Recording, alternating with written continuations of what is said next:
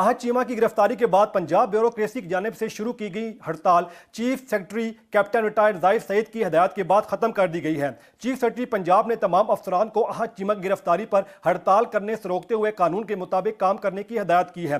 हड़ताल खत्म होने के बाद लाहौर सिविल सेक्रेटेरिएट में तमाम दफातर मामूल के मुताबिक खुल गए हैं। चीफ सेक्रेटरी पंजाब का कहना है कि आहत चीमा गिरफ्तारी के मामले को कानून के मुताबिक हल करवाया जाएगा, जबकि दूसरी जानिब सिविल सेक्रेटेरिएट, LDA और PRA में अफसरान हड़ताल के मामले में अब भी दो धड़ों में तकसीम है। साबिक DG LDA आहत चीमा की गिरफ्तारी का मामला संगीन सूरत-ए-हाल इख्तियार कर गया था, जिसके बाद लाहौर सेक्रेटेरिएट में अफसरों ने काम करना छोड़ दिया था, जिसके बाद पंजाब की ब्यूरोक्रेसी के दरमियान मुशावरत जारी थी।